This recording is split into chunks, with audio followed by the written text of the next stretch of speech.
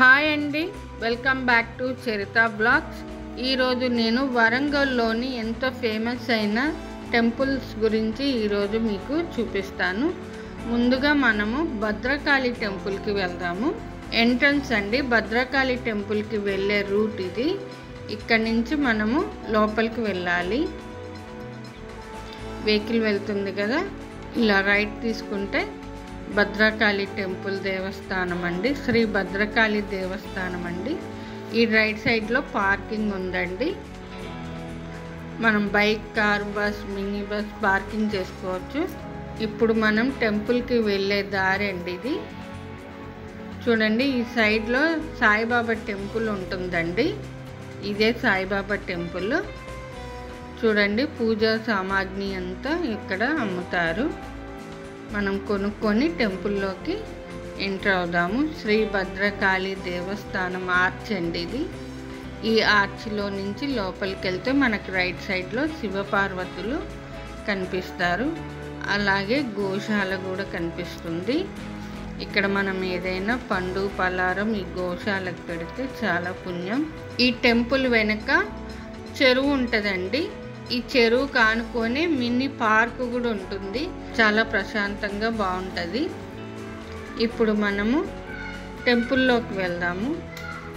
Entry ticket free అండి. Temple timings వచ్చేసి ఉదయం 5:30 నుంచి 1 గంట వరకు, తిరిగి 3 గంటల నుంచి 8 వరకు. ఆలయం ఎంట్రన్స్లోకి వెళ్ళామండి. పబ్లిక్ అంతగా లేరండి. మేడారం జాతర స్టార్ట్ అయినప్పుడు ఫుల్గా పబ్లిక్ ఉంటారు. ఆ జాతరకు వచ్చినప్పుడు కంపల్సరిగా ఈ అమ్మవారిని దర్శించుకుంటారు. ఈ రైట్ సైడ్లో చీరలు వేలం పాటు వేస్తారు. మనకి నచ్చిన చీర మనం కొనుక్కోవచ్చు. అలాగే తిరిగి ఎడం వైపుకి వెళ్తే శివాలయం టెంపుల్ వస్తుంది, చిన్నది. శివుణ్ణి కూడా మనం దర్శించుకోవచ్చు. ఆ పక్కనే నవగ్రహాలు ఉంటాయండి. లెఫ్ట్ సైడ్లో అలా బయటకు వస్తే మనకి శ్రీ భద్రకాళి అమ్మవారి అద్దాల మేడ కనిపిస్తుంది. కాబట్టి టైం అయిపోయింది, లాక్ వేసి ఉంది. ఈ రావి చెట్టు ఉంది, చాలా పురాతనమైనది, చాలా పెద్ద రావి చెట్టు.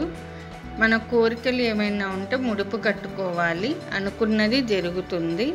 అంతే అండి, చూసేశారు కదా భద్రకాళి టెంపుల్. మీరు కూడా ఇటు వరంగల్ వచ్చినప్పుడు తప్పకుండా దర్శించుకోండి అమ్మవారిని. ఈ భద్రకాళి టెంపుల్ నుంచి ఒక 2 కిలోమీటర్స్ వెళ్తే 1000 స్తంభాల గుడి ఉంటుంది. అది కూడా నేను ఇప్పుడు మీకు ఈ వీడియోలో చూపిస్తాను.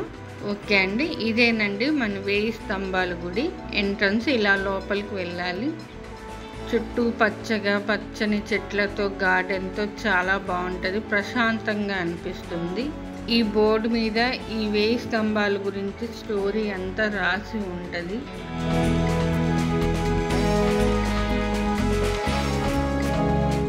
ఇలాగా లోపలికి కొంచెం ఎంటర్ అవ్వగానే ముందుగా మనకి పెద్ద నంది కనిపిస్తుంది, శివుడు కనిపిస్తాడు. అలా మనం దర్శించుకున్న తర్వాత కొంచెం బయటికి వస్తే చాలా పురాతనమైన విగ్రహాలు మనకి కనిపిస్తాయి.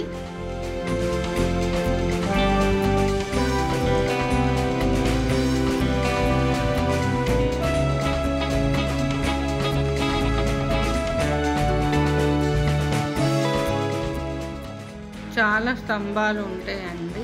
అక్కడక్కడ శిథిలాలు అయిపోయాయి, ఇప్పుడు కొత్తగా మంచిగా కడుతున్నారు. ఇంతేనండి, మనం 1000 స్తంభాల గుడి చూసేసాం కదా. ఇప్పుడు నెక్స్ట్ మనం కిలా వరంగల్కి వెళ్దాము. ఇది వచ్చేసి కిలా వరంగల్ కోట అని కూడా పిలుస్తారు. ఇదే ఎంట్రన్స్. చరిత్ర మొత్తం ఈ బోర్డులో మనకు కనిపిస్తుంది. చూసారు కదండి, అన్ని స్తంభాలు చాలా శిథిలం అయిపోయాయి. నేను వీడియో తీసే టైంకి టెంపుల్ క్లోజ్ ఉంది. ఇక్కడ కూడా శివుడే ఉంటాడు. దీని పక్కనే పెద్ద పార్క్ ఉంటుంది. మనం ఈ పార్కులో కాసేపు సేద తీరచ్చు. ఈ శిథిలాలు అయిపోయే విగ్రహాలను చూస్తే మనకి చరిత్ర గుర్తు వస్తుంది. ఓరుగల్లు అంటే చాలా ఫేమస్ అండి. ఇక్కడ ఎన్నో ఫిలిం షూటింగ్స్ కూడా అయ్యాయి. మహేష్ బాబు, త్రిష, ఇలా ఎన్నెన్నో వాళ్ళ సినిమాలు ఇక్కడ షూటింగ్ అయ్యాయి.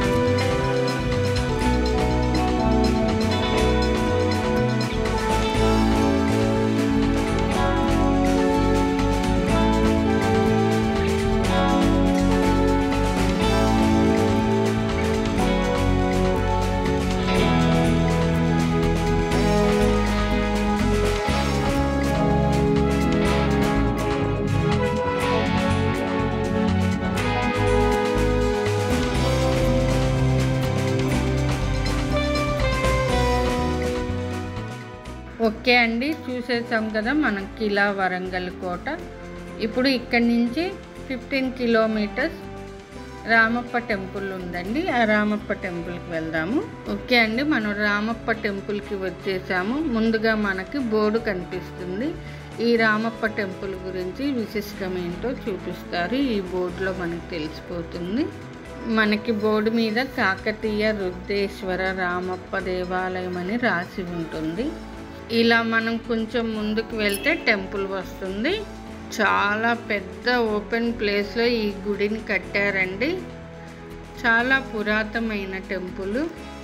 చాలా ప్రశాంతంగా ఆహ్లాదంగా చాలా బాగుంటుంది. తప్పకుండా మీరు ఇక్కడికి వచ్చి దర్శించుకోండి. ఈ టెంపుల్లో శివుడు అనే కొలువై ఉన్నాడు. ఇక్కడికి ఏ టికెట్ లేదండి, ఫ్రీ, ఎంట్రీ ఫ్రీ. వరంగల్కి వచ్చినప్పుడు తప్పకుండా దర్శించుకోండి ఈ రామప్ప టెంపుల్ని.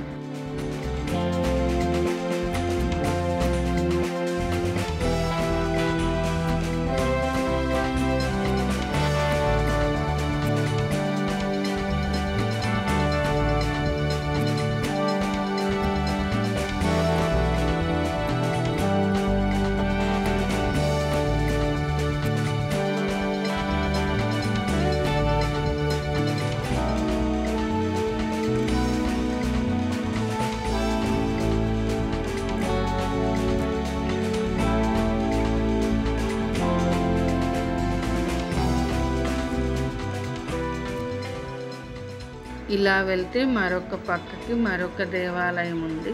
ఫోటో నాట్ అలౌడ్ అండి, నేను చూపించలేకపోయాను.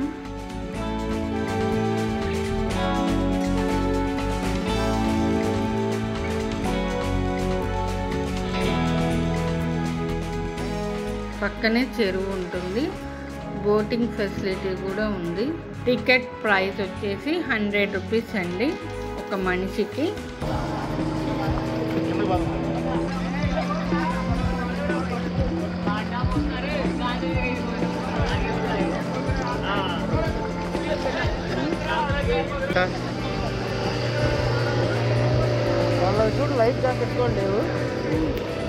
ఓకే అండి, చూసేసాం కదా వరంగల్లోని టెంపుల్స్ అండి. Thanks for watching.